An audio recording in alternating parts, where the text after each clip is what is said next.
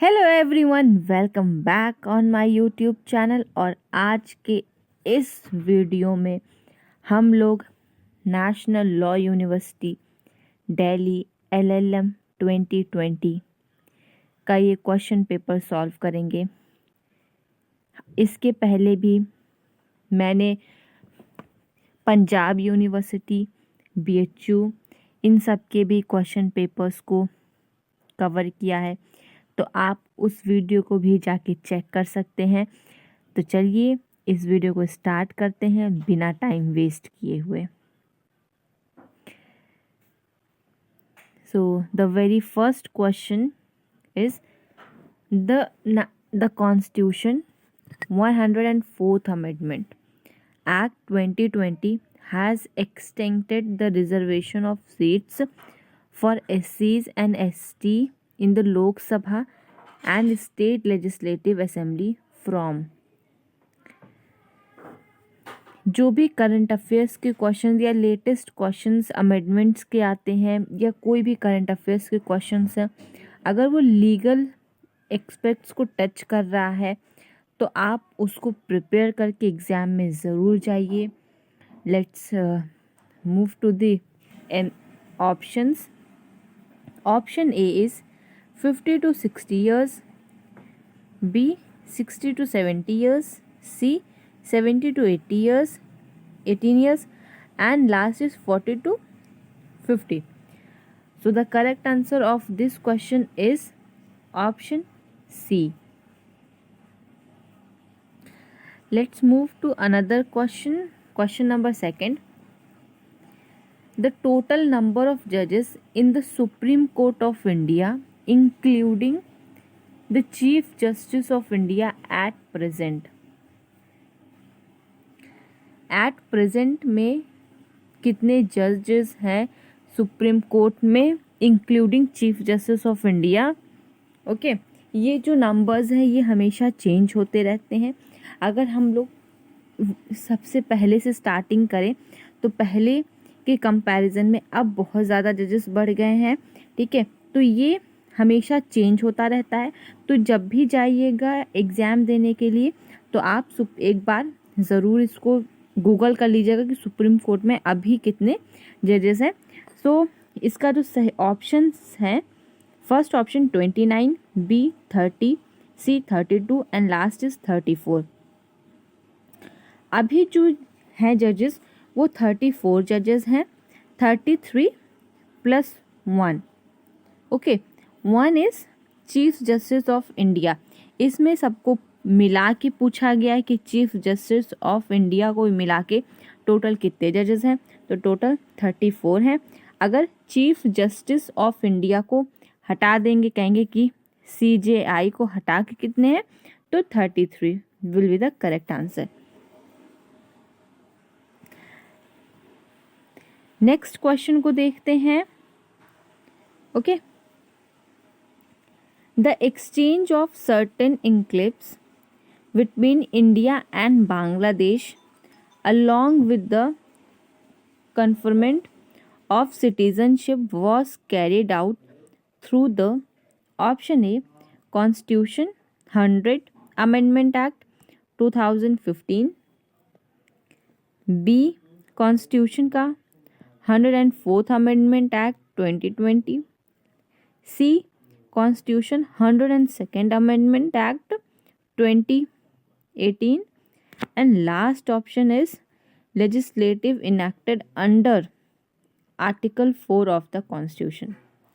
इसका जो सही आंसर है वो है ऑप्शन ए, कॉन्स्टिट्यूशन का 100 अमेंडमेंट जो था, जो 2015 में हुआ था। अभी तक टोटल कितने अमेंडमेंट्स हुए हैं, अगर जिसको भी पता है तो कमेंट बॉक्स में कमेंट करके बताइए। जो 100वां अमेंडमेंट था 2015 में हुआ था, ये इसका करेक्ट आंसर है। So option A is the correct answer. अगर आपको ये वीडियो अच्छा लग रहा है अभी तक देख रहे हैं तो वीडियो को लाइक कर दीजिए, क्योंकि मैं देखती हूँ वीडियो में जिस हिसाब से व्यूज़ आते हैं और व्यूज़ आते हैं उस हिसाब से उसमें लाइक्स नहीं रहते।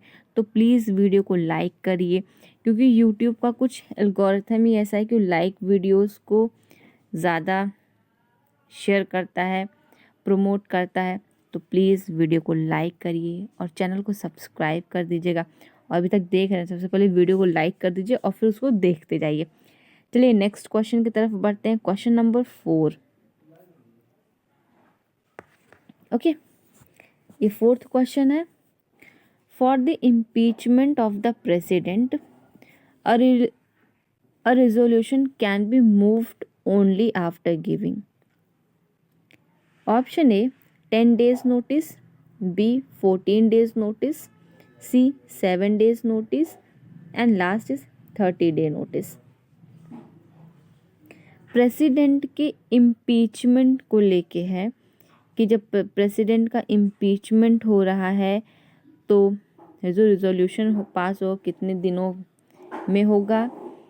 यहाँ पे प्रेसिडेंट के लिए इम्पीचमेंट, अगर हमने पूरी पॉलिटी पढ़ी है आपने और लक्ष्मीकांत पढ़ा तो आपने देखा होगा इम्पीचमेंट वर्ड यूज़ किया गया है, रिमूवेबल वर्ड नहीं यूज़ किया गया है। लेकिन आप अगर जजेस में आएंगे, जजेस का पढ़ेंगे तो उसमें आपको रिमूवेबल दिखेगा। तो ऐसा क्यों है कि इसमें इम्पीचमेंट वर्ड का यूज़ किया गया है। आप इसको कमेंट बॉक्स में कमेंट करके बताइएगा कि इम्पीचमेंट वर्ड क्यों यूज़ किया गया है। तो इसका जो करेक्ट आंसर है वो होगा 14 डेज नोटिस। इसको सब लोग रट लीजिएगा कि प्रेसिडेंट के लिए कितने डेज के लिए है और जजेस का कितना है, प्राइम मिनिस्टर का कितना है, सबके जो भी ये जो सारे डेज हैं इन सबको रट लीजिएगा, क्योंकि ये जो भी LLM और LLB के लेवल के एग्ज़ाम्स होते हैं इसमें पूछे जाते हैं। बाकी तो वैसे कोई एग्ज़ाम्स में उतना नहीं पूछा जाता है, पर इसके लिए इम्पॉर्टेंट हो जाता है।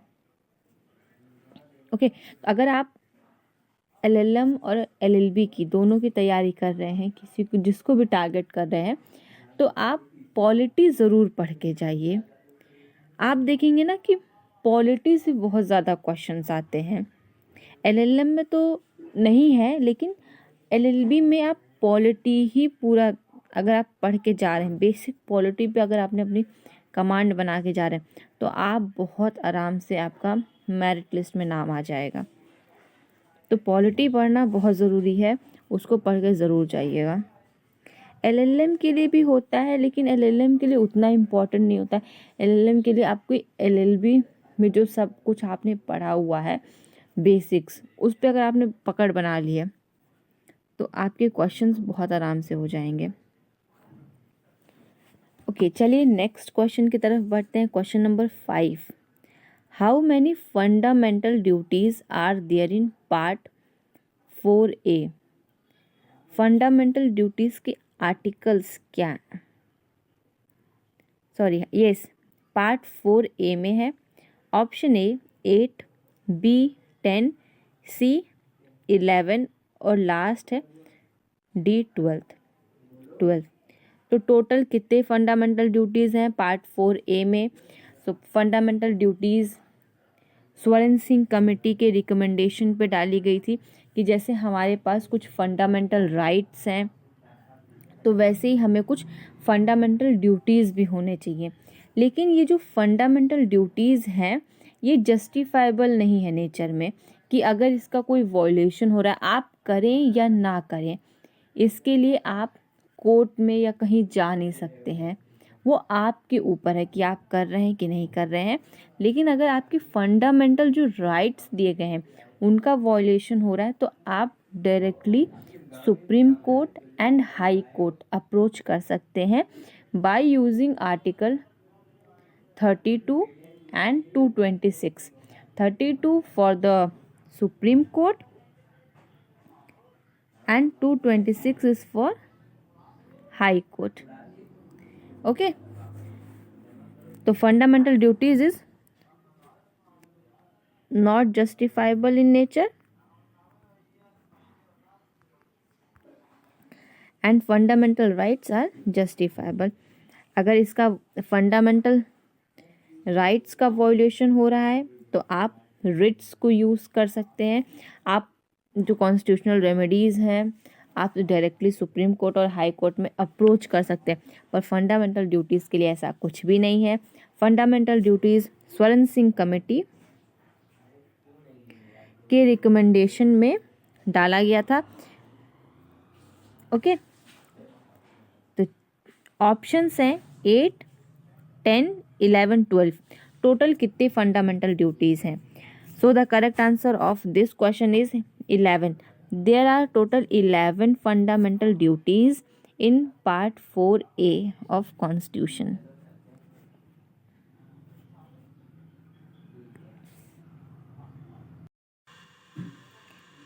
Question number 6.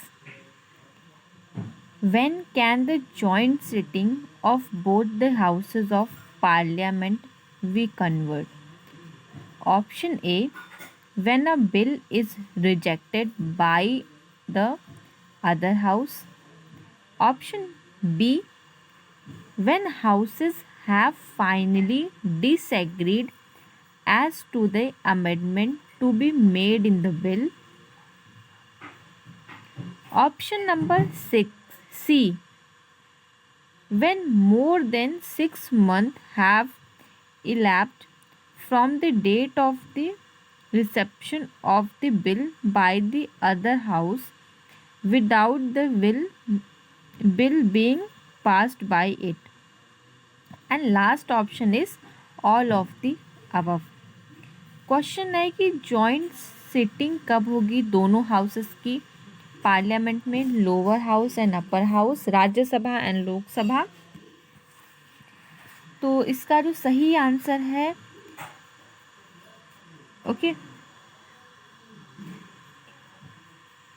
इसका जो सही आंसर है वो है all of the above. Let's move to next question. Question number 7। A bill pending in the parliament shall not lapsed. अगर कोई भी बिल पार्लियामेंट में पेंडिंग में है तो वो कब लैप्स्ड नहीं होगा? ऑप्शन ए है when the Council of State is prorogated. Option B, when the House of the People is prorogated. Option C, when a bill pending in the Council of States which has not been passed by House of People. And last option is all of the above. So, अगर ये answer किसी को आ रहा है comment box में आप पहले comment भी कर सकते हैं। पहले मेरे आंसर बताने से पहले आप वीडियो को पॉज करके आप आंसर खुद से भी सॉल्व करने की कोशिश करें। अगर आप ऐसा कर ले जाते हैं, सक्सेसफुल रहते हैं, तो बहुत अच्छी बात है। Okay, so the correct answer of this question is, अगर हम देखें बिल पार्लियामेंट में कब नहीं होगा, ऑप्शन ए तो बिल्कुल सही है कि when the council of state is prorogued, एकदम सही आंसर ऑप्शन लग रहा है। ऑप्शन बी भी हमको सही लग रहा है। ऑप्शन सी थोड़ा सा है कि when the bill pending in council of state which has not been passed by the both the houses. Okay, but ये भी सही ऑप्शन है। तो इसका जो करेक्ट आंसर होगा वो है all of the above. Option D is the correct answer.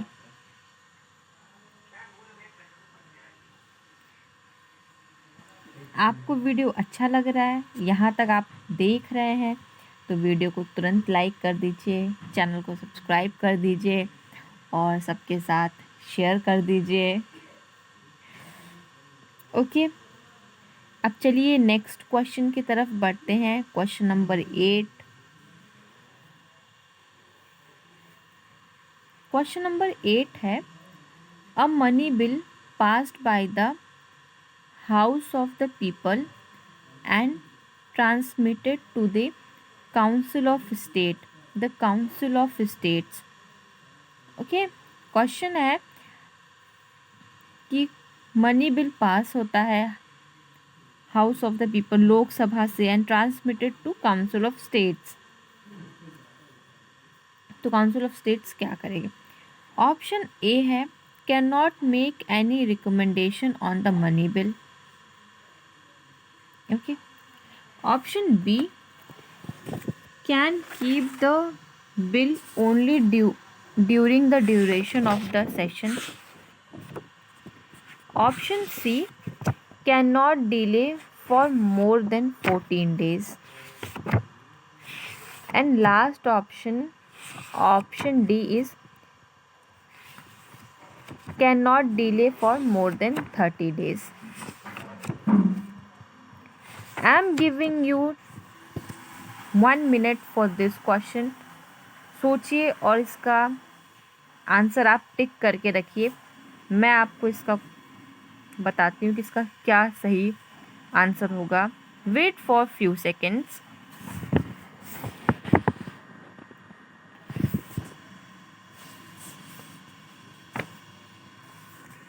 Okay, आप लोगों की प्रिपरेशन कैसी चल रही है? मैं उम्मीद करती हूँ कि आप लोग अच्छे से प्रिपेयर कर रहे होंगे। और अगर आपकी मेरी ये सीरीज़ आपकी प्रिपरेशन में अगर थोड़ा सा भी कंट्रीब्यूट करा, थोड़ा सा भी अगर हेल्प हो रहा है, तो मुझे बहुत अच्छा लगता है। तो इसीलिए प्लीज़ लाइक कर दीजिएगा, क्योंकि इससे होता क्या है ना, मोटिवेशन बना रहता है।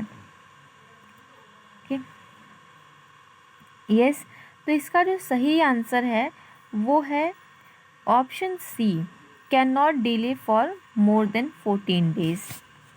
अगर बिल पास हो गया है, अगर कोई भी money bill house of the people से पास हो गया है, तो उसको 14 days से ज़्यादा डिले नहीं कर सकते हैं काउंसिल ऑफ स्टेट्स।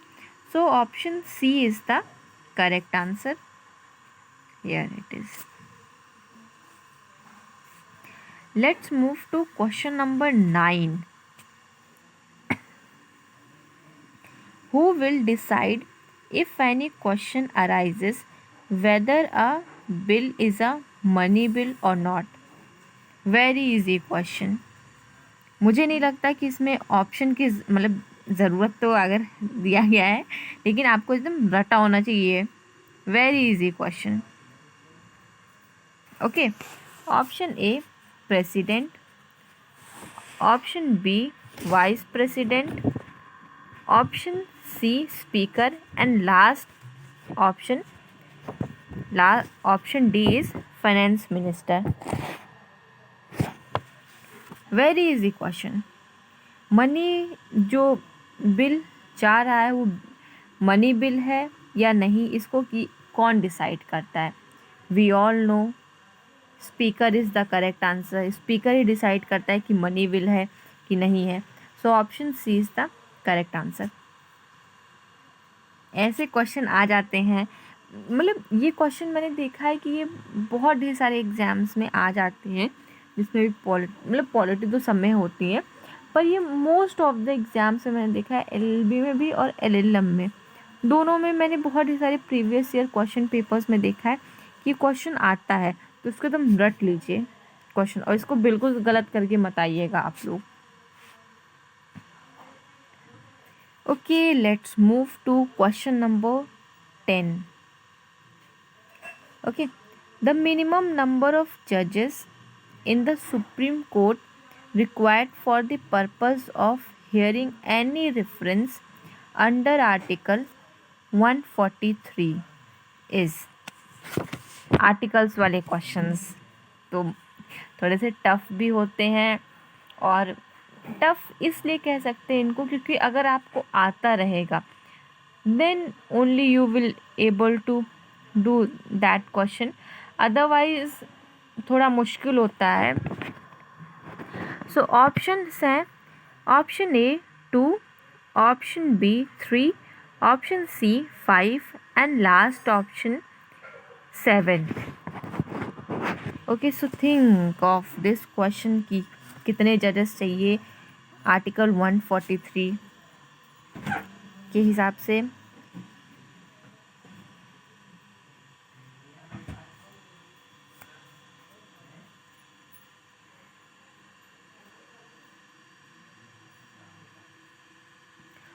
क्वेश्चन 5 जजेस होने चाहिए सुप्रीम कोर्ट में, रिक्वायर्ड है अगर कोई भी reference under article 143। Okay, option C is the correct answer, 5 जजेस।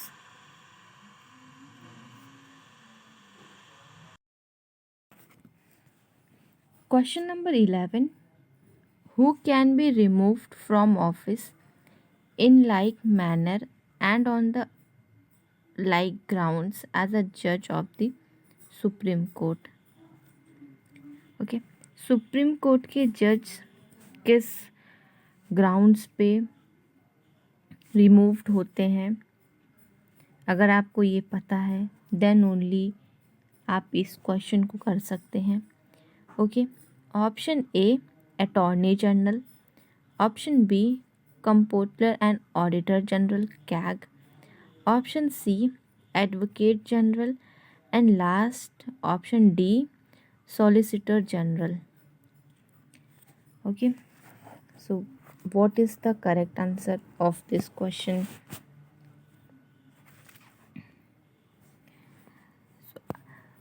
So comptroller and auditor general CAG और सुप्रीम कोर्ट के जजेस दोनों के रिमूवेबल सेम ग्राउंड्स पे होते हैं, सेम तरह का ही ये दोनों लोग का रिमूवेबल है। So option B is the correct answer. Let's move to question number 12।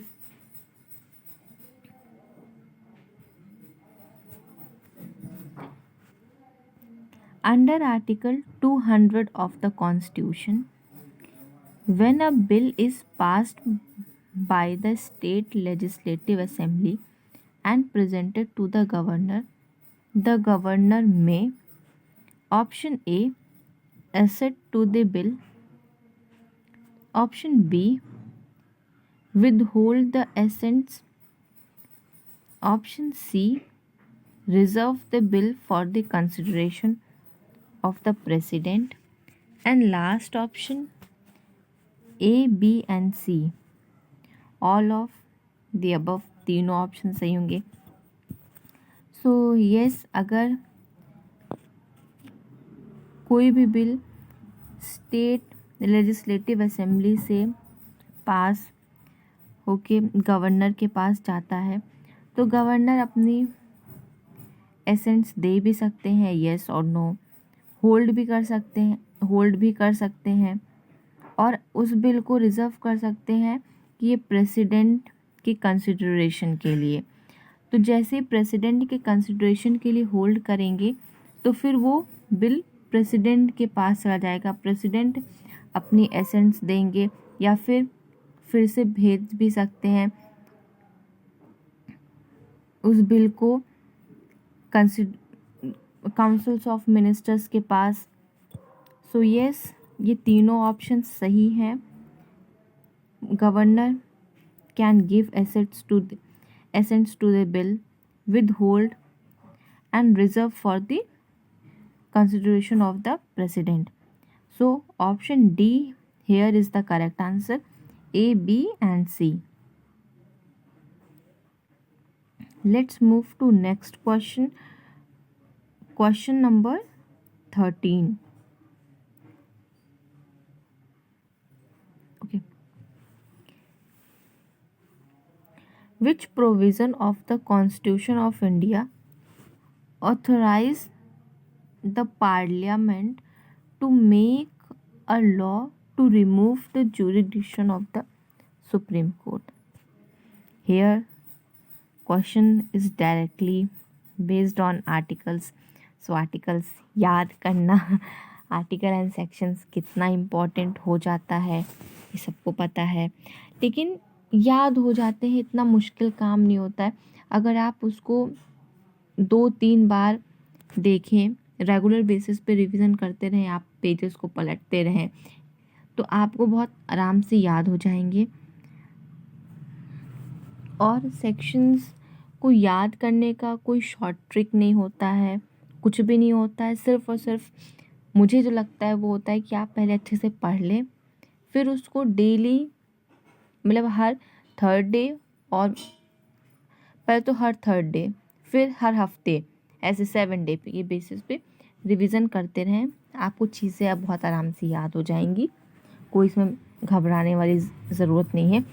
सो चलिए क्वेश्चन की तरफ बढ़ते हैं। And question number 13 is which provision of the constitution of India authorize the parliament to make a law to remove the jurisdiction of the supreme court. Option A 262, option B 263, option C article 144 and last is article 147। So इसका एकदम correct answer है article 262। Option A is the correct answer.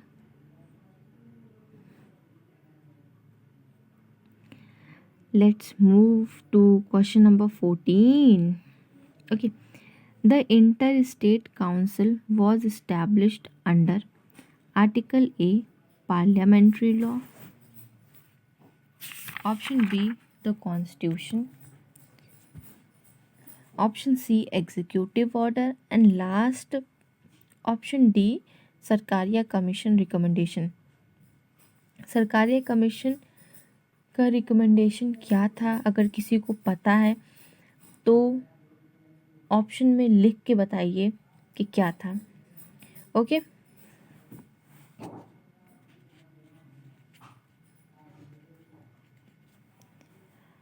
Yes, हमारे देश में constitution सबसे supreme है। जैसे कि अगर हम ब्रिटेन में देखें, वहाँ पे पार्लियामेंट सुप्रीम है, हमारे यहाँ कॉन्स्टिट्यूशन सुप्रीम है। So inter state council establish होता है कॉन्स्टिट्यूशन के अंडर में ही। So option B is the correct answer. Inter state council was established under the constitution. Let's move to question number 15 को देखते हैं। ओके, चलिए।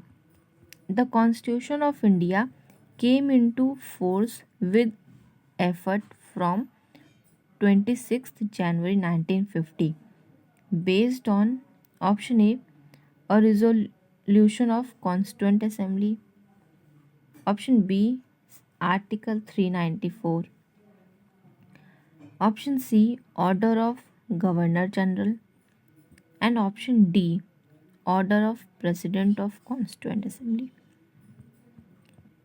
इसका जो सही आंसर है वो है आर्टिकल 394।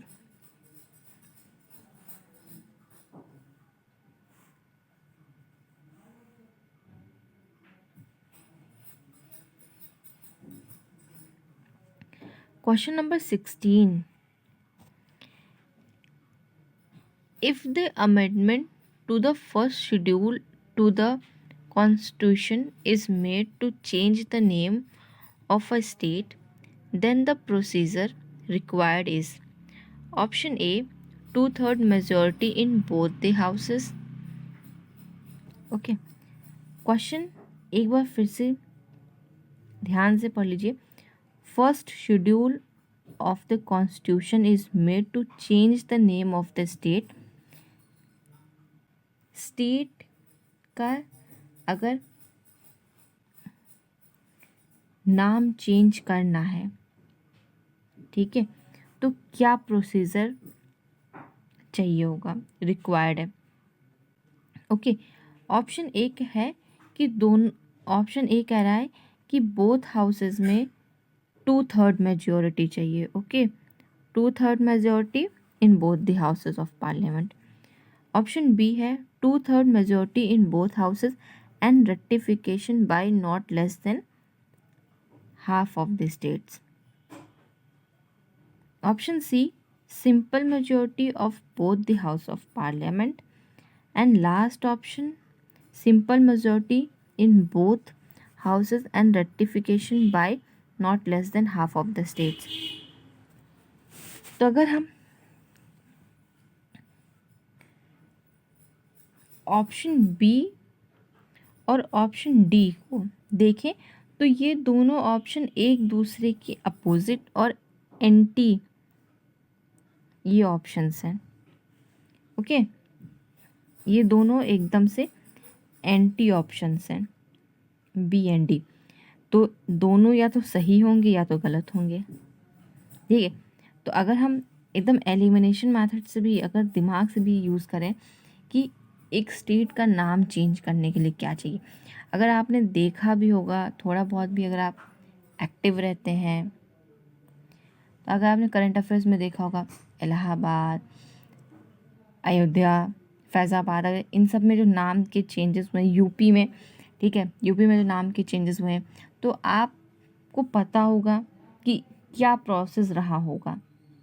ओके, तो ऑप्शन बी और डी एक दूसरे के एंटी हैं, या तो ये सही होंगे या तो गलत होंगे। सिंपल सा ट्रिक है, या ये गलत या ये सही। ओके, लेकिन इसका जो सही आंसर है वो मैं बता देती हूँ क्या रहेगा। जब भी किसी भी स्टेट का नाम चेंज करना है तो सिंपल मेजॉरिटी चाहिए दोनों हाउसेस की। Okay, simple majority of both the houses of parliament. 2/3 majority भी नहीं चाहिए होगा, किसी भी स्टेट का सेटिस्फैक्शन भी नहीं चाहिए होगा, कंसिडरेशन भी कुछ नहीं चाहिए होगा, सिर्फ सिंपल मेजॉरिटी दोनों हाउसेस की चाहिए होगा। ओके, नेक्स्ट क्वेश्चन की तरफ बढ़ते हैं। Question number 17।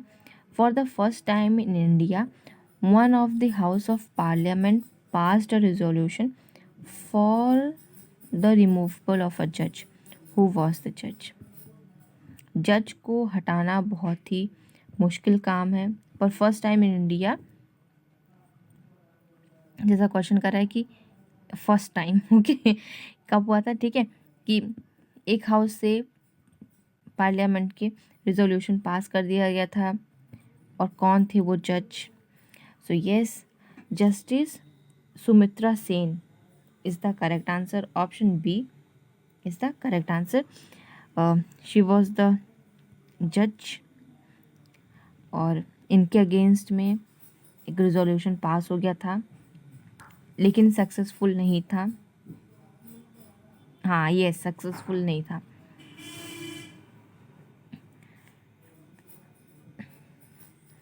Let's move to question number 18. And yes, okay.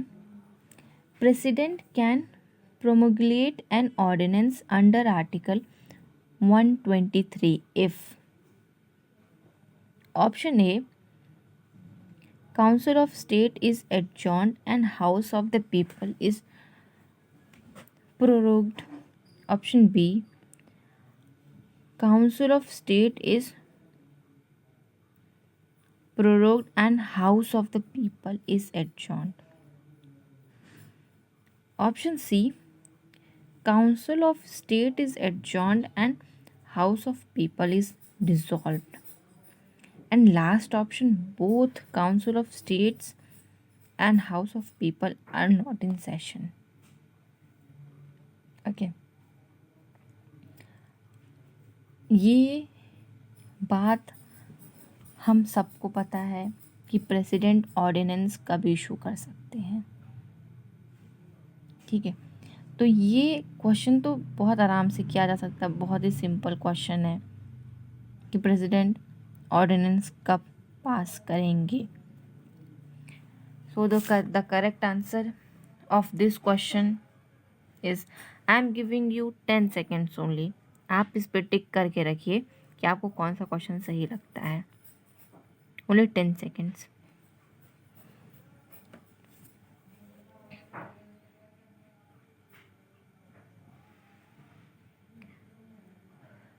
Yes, so option D is the correct answer.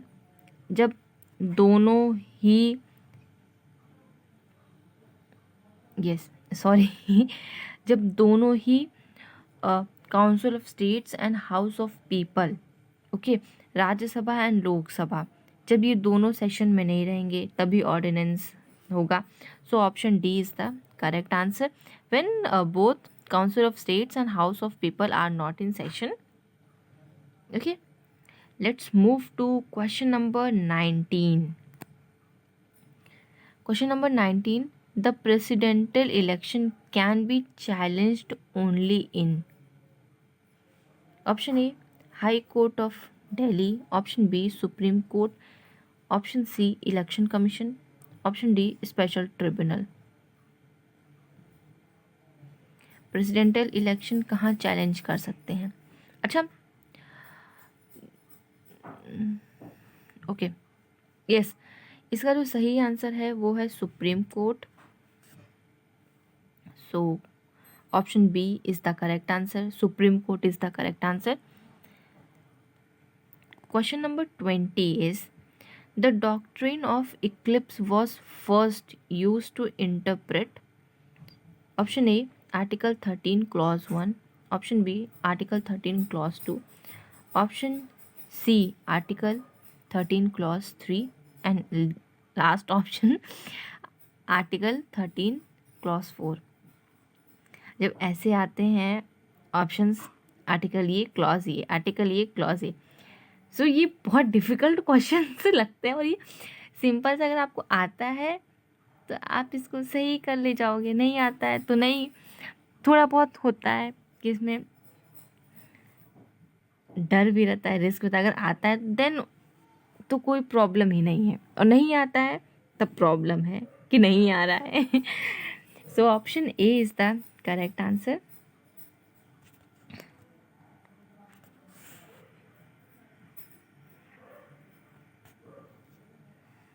Question number 21 अब हमें करना है। और यस, अगर आपको अभी तक अच्छा लग रहा है तो वीडियो को लाइक कर दीजिएगा। मैंने कई बार बोला है और मैं ये बात बोलती रहूँगी क्योंकि ये मेरा हक है। और मैं अगर आपसे ये बात नहीं बोलूँगी तो मैं किससे बोलूँगी? तो वीडियो को प्लीज़ लाइक करिए।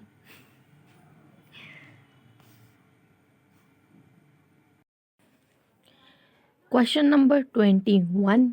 The doctrine of severability was extended to constitutional amendment as well as by Supreme Court in. Okay, so doctrine of severability किस केस में था? Kihoto Hollohan versus Zachillhu, option D is the correct answer. Okay, Golaknath versus state of Punjab में, Minerva Mills and Keshavananda Bharati versus Kerala state में, इन तीनों में कहीं ना कहीं एक ही चीज़ थी। So option D is the correct answer. अगर आपको पता है कि Golaknath, Minerva Mills and Keshavananda Bharati इन तीनों केस में क्या था तो कमेंट बॉक्स में कमेंट करके बताइएगा। Let's move to question number 22.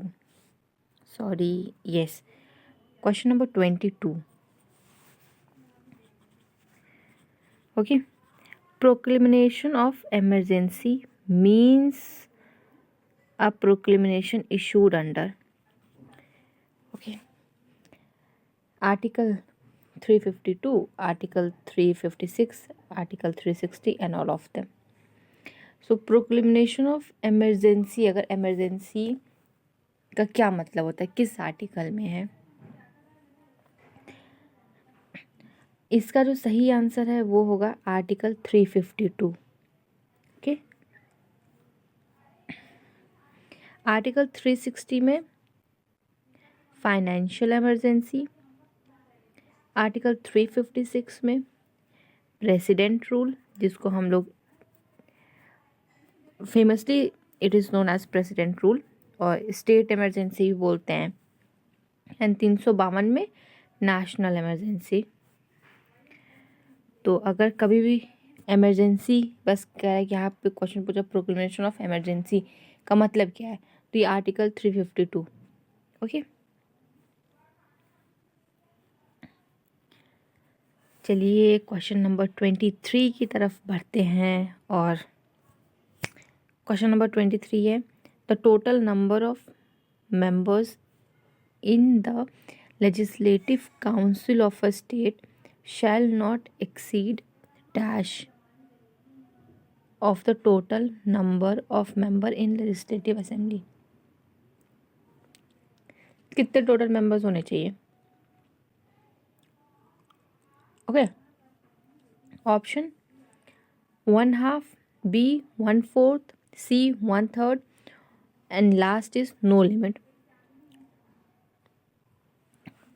Total number of members in legislative assembly, state की पूछ रहा है कि स्टेट की लेजिस्लेटिव असेंबली में कितने मेंबर्स ज़्यादा एक्सीड नहीं करने चाहिए.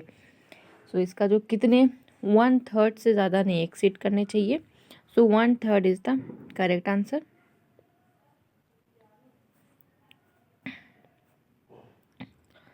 क्वेश्चन नंबर 24 एंड अच्छा, प्रोपोर्शनल रिप्रेजेंटेशन इसका मतलब क्या होता है? मैं ही बताती हूँ आपको. ओके, सो क्वेश्चन नंबर 24 है कि the process of proportional representation bye means of single transferable vote is not used in the election of. अब जिसको जिसको पता है कि सिंगल ट्रांसफरेबल वोट यूज़ किया जाता है किस किस इलेक्शन में, तो वो इस क्वेश्चन को आराम से कर लेंगे. पर फिर भी आप लोग एक ऑप्शन को बहुत आराम से एलिमिनेट कर सकते हैं और वो है ऑप्शन डी, प्रेसिडेंट. ओके, आप प्रेसिडेंट तो बहुत आराम से कर सकते हैं. तो अगर किसी को भी पता है, ओके, ऑप्शंस की तरफ देखते हैं. पहला ऑप्शन है vice president, B councils of minister, C legislative council and last D president. हम सबको पता है प्रेसिडेंट के में सिंगल ट्रांसफरेबल वोट होता है, प्रोपोर्शनल रिप्रेजेंटेशन से बोलते हैं. वाइस प्रेसिडेंट में भी होता है और councils of minister and legislative council. अगर कोई भी थोड़ा सा भी दिमाग ले जाए, बहुत सिंपल सा क्वेश्चन है और इसका जो सही आंसर है वो है ऑप्शन सी, लेजिस्लेटिव काउंसिल. इसमें सिंगल ट्रांसफरेबल वोट नहीं होता, हम सबको पता है. अब चलिए क्वेश्चन नंबर 25 की तरफ बढ़ते हैं. सो क्वेश्चन नंबर 25 है, paragraph 3 of the 10th schedule was omitted bye.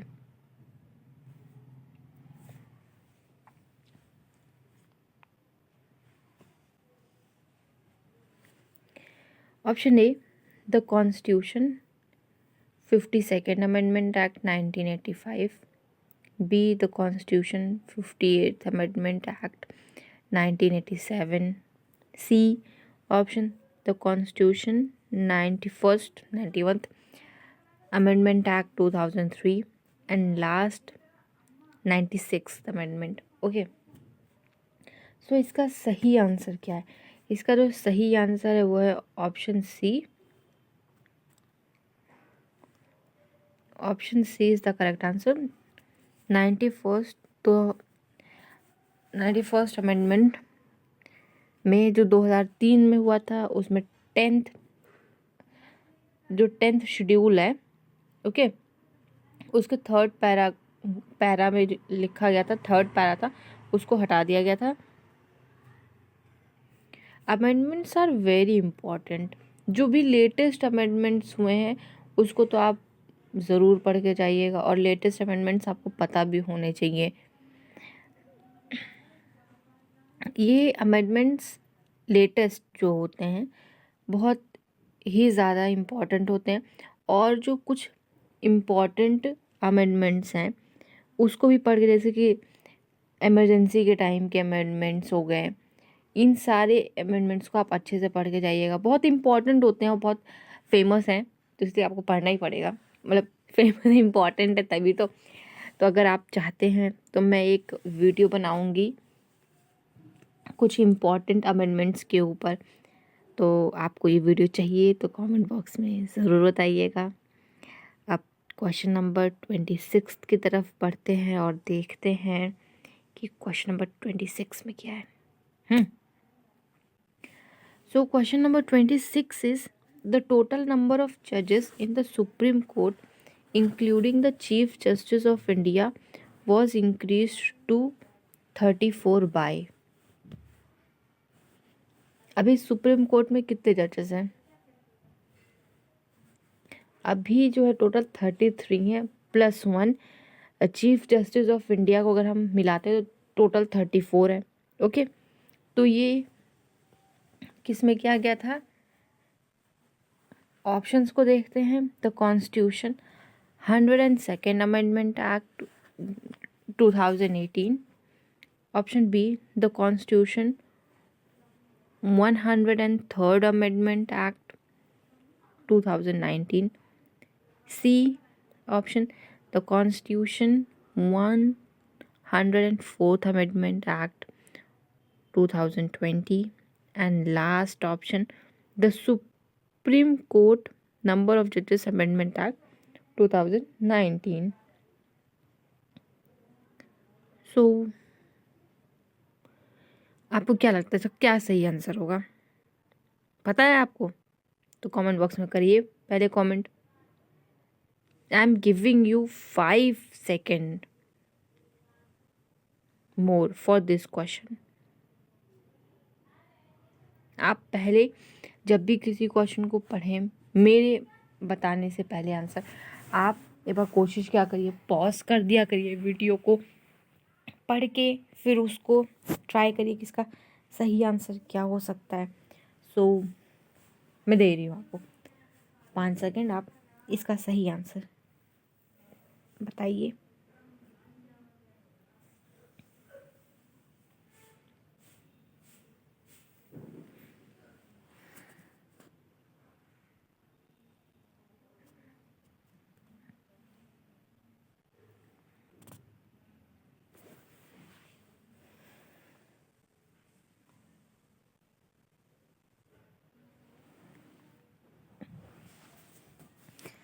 Yes guys, तो क्या आपने कर लिया क्वेश्चन? मुझे उम्मीद है ऐसा कि आपने क्वेश्चन कर लिया और आपको आंसर भी सही है। सो इसका जो सही आंसर है वो है the supreme court number of जजेस अमेंडमेंट एक्ट 2019। इसी अमेंडमेंट के द्वारा ही सुप्रीम कोर्ट के जजेस इंक्रीज हुए हैं। ओके, कभी कभी क्वेश्चन मतलब पूछते हैं कि टोटल नंबर ऑफ जजेस इन सुप्रीम कोर्ट इंक्लूडिंग और एक्सक्लूडिंग। आप इस चीज़ को ध्यान रखिएगा कि वो इंक्लूडिंग पूछ रहे हैं, इंक्लूडिंग CJI और excluding chief justice of India. आप इस क्वेश्चन को बहुत ध्यान से पढ़ के दीजिएगा क्योंकि ऐसा बहुत बार होता है और ये पूछा जाता है क्वेश्चन में। तो आप हमेशा एक बार चेक ज़रूर करिए जाएगा कि टोटल नंबर ऑफ जजेस कितने हैं। अभी 34 हैं including chief justice of India. और इसमें जैसे आप अगर पढ़ें क्वेश्चन कोई, तो क्वेश्चन में भी एक क्वेश्चन बाहर छुपा हुआ है कि आपसे ऐसा भी क्वेश्चन पूछ सकते हैं कि टोटल नंबर ऑफ जजेस in the supreme court including chief justice of India. Okay, तो जिसको पता है आराम से करेंगे क्वेश्चन। तो ये क्वेश्चन में भी एक क्वेश्चन होता है तो उसको भी आप तैयार करिए। और अब जैसे इस क्वेश्चन में एक और क्वेश्चन पूछ लिया गया कि अब तो 34 कर दिया गया इंक्रीज्ड, लेकिन ये किस अमेंडमेंट से किया गया है? तो क्वेश्चन को भी बहुत ध्यान से पढ़िए आप लोग।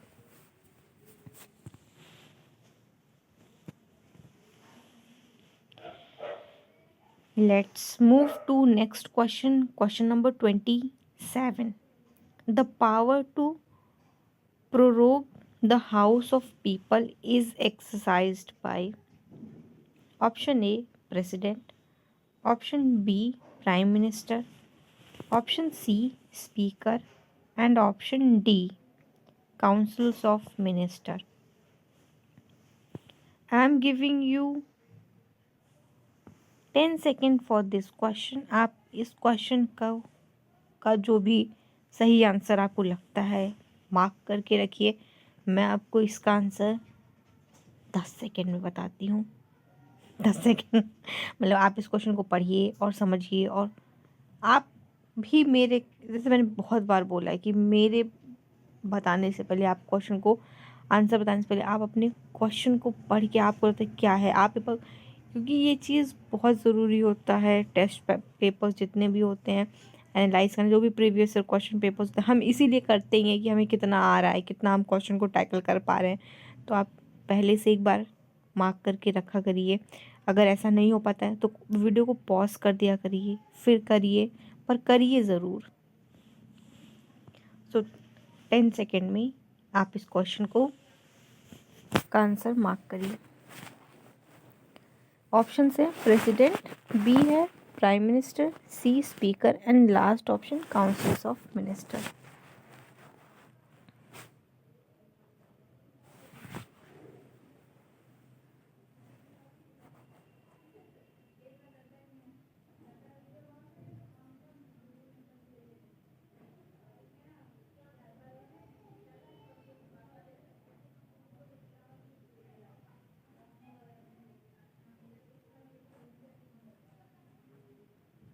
सो यस गाइस, उम्मीद करती हूँ मैं कि आपने कर लिया होगा क्वेश्चन और आपका आंसर भी सही होगा।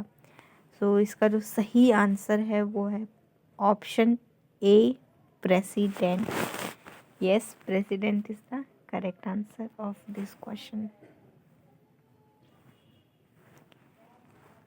अब नेक्स्ट क्वेश्चन की तरफ पढ़ते हैं, क्वेश्चन नंबर 27, और देखते हैं, सॉरी 28, 27 तो हमने कर लिया तो 28 की तरफ पढ़ते हैं और देखते हैं 8th क्वेश्चन में क्या है।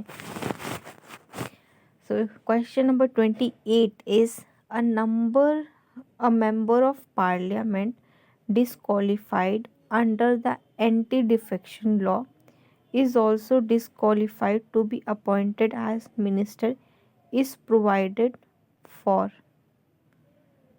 by option A 10th schedule, option B rules of the house, option C conventions, and last option D constitution 91st amendment act 2003।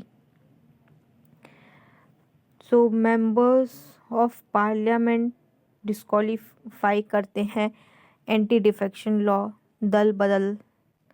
Okay, so anti defection law के, और ये किसमें, तो अगर कोई भी मेंबर पार्लियामेंट का डिस्क्वालीफाइड हो जाता है तो उसको, तो he is also disqualified to be appointed as a minister. Okay, so ये किस में प्रोवाइड किया गया है, this is the question and options are 10th schedule, rule of the house, conventions, and last option constitution का जो 91st amendment act 2003 में किस में दिया गया है। I am giving you only 5 seconds for this question, very easy question.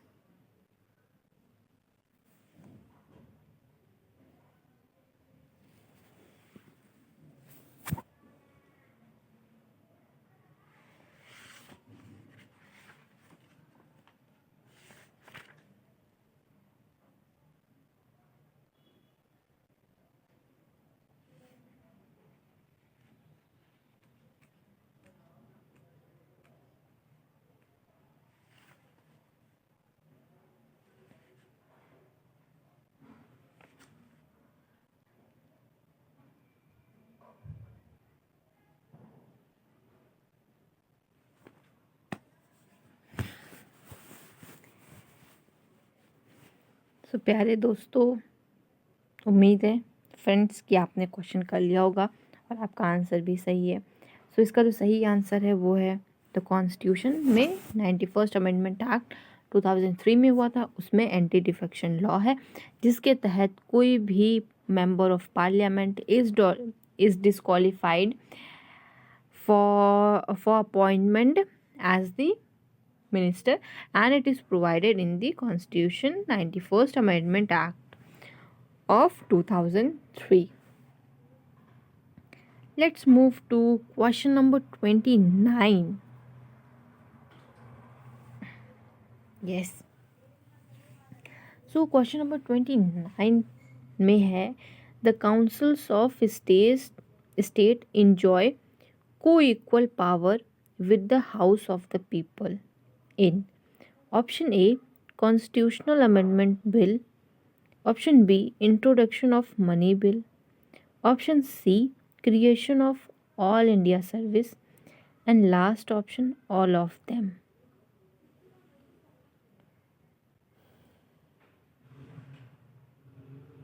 This question is, I think, little tricky. Okay, ये मतलब ऐसा है कि इसमें थोड़ा सा अगर आप लगा रहे हैं दिमाग में, थोड़ा सा ट्रिक है, थोड़ा सा ट्रिक, वैसा कुछ खास नहीं है, कोई ट्रिक नहीं है, लेकिन थोड़ा कॉन्सेप्चुअल है, कॉन्सेप्ट क्लियर होने चाहिए, then only you will able to do this question. In this question, the councils of states enjoy co-equal power with the House of People. Okay, तो ये किस में है? And it is in Constitutional Amendment Bill only. So option A is the correct answer. Question number 30 is, the Speaker of the House of the People is adjourned by option A, Prime Minister, option B, President, option C, Councils of Minister, and last option D is Speaker. This is very easy question, और पहले के पिछले हम लोग जितने भी previous year questions किए हैं उसमें हमने देखा है कि ये क्वेश्चन 2 बार आ चुका है. एक बार आया है मनी बिल को लेके, एक बार डायरेक्ट सेम क्वेश्चन आया था, एंड अगेन. ओके, सो 2 बार पहले भी आ चुका है question. This is the third time. I am giving you only for this question only for 5 seconds. इसको करिए, ये बहुत ही ईजी क्वेश्चन है, and I am not telling the correct answer of this question. इसका आंसर मैं video के last में बताऊंगी, क्योंकि बहुत ही ईजी क्वेश्चन है और ये क्वेश्चन मैंने बहुत बार करवाया है, सो दैट्स वाई.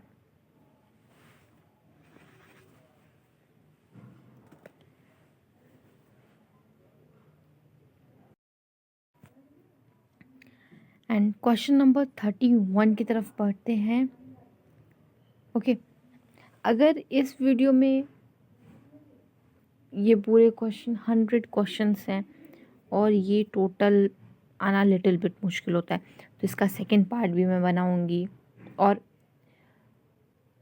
कुछ वीडियोस के सेकंड पार्ट भी हैं और कुछ वीडियोस हैं प्रीवियस ईयर क्वेश्चंस के जिसमें एक ही वीडियो में मैंने सारे क्वेश्चंस को कवर कर दिया है. सो इसका मैं सेकंड पार्ट भी लाऊंगी इस वीडियो का.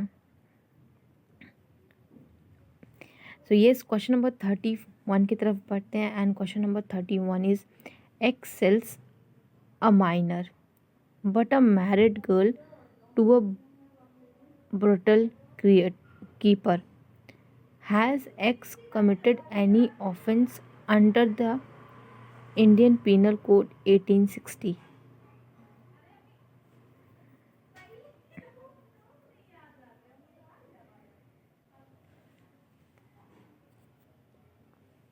This question is,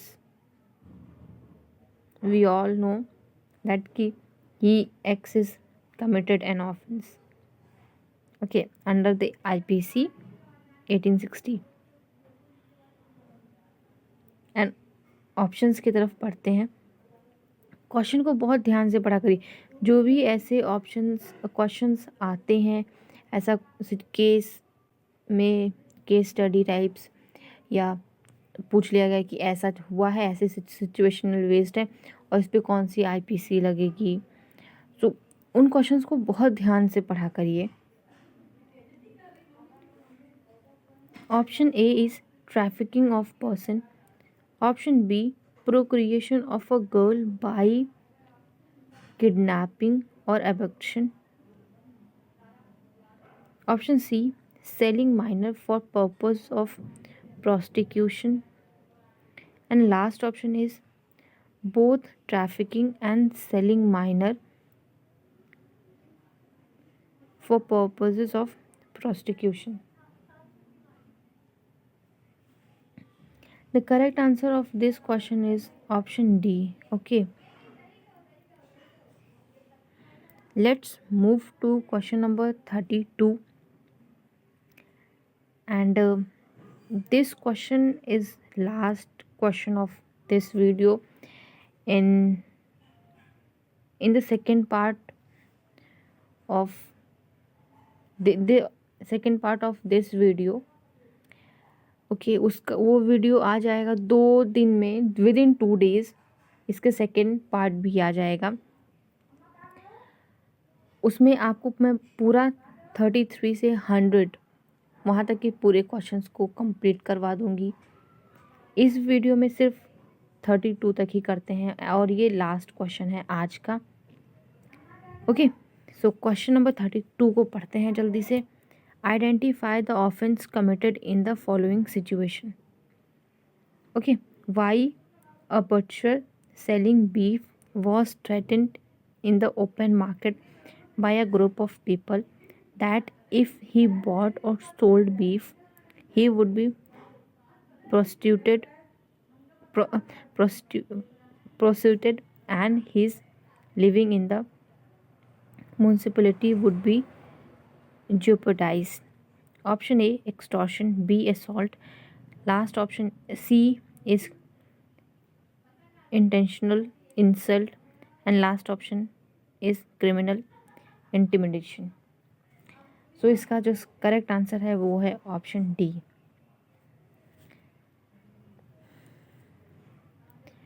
so guys, एक क्वेश्चन अभी बाकी है और वो है क्वेश्चन नंबर 30, जिसको मैंने कहा था कि मैं इस वीडियो के लास्ट में इसका आंसर बताऊंगी.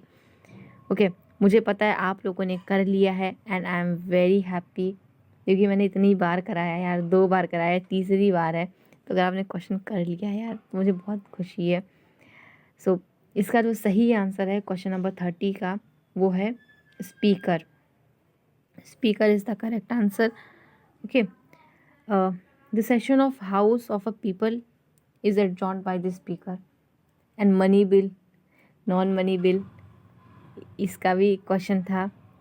ओके, सो अगर आपको ये वीडियो अच्छा लगा है तो वीडियो को लाइक कर दीजिएगा, चैनल को सब्सक्राइब कर दीजिएगा और सबके साथ शेयर कर दीजिएगा जो लोग प्रिपेयर कर रहे हैं, करना चाहते हैं. और सबको आसपास में सब लोगों को बताइए कि कोई है जो LLB और LLM लॉ के ऊपर वीडियोस बनाता है. प्लीज़ मुझे सपोर्ट करिए और चैनल को सब्सक्राइब करिए. मैंने बहुत बार बोला है, ठीक है, सपोर्ट करिए. So thank you everyone for watching. Bye bye and take care.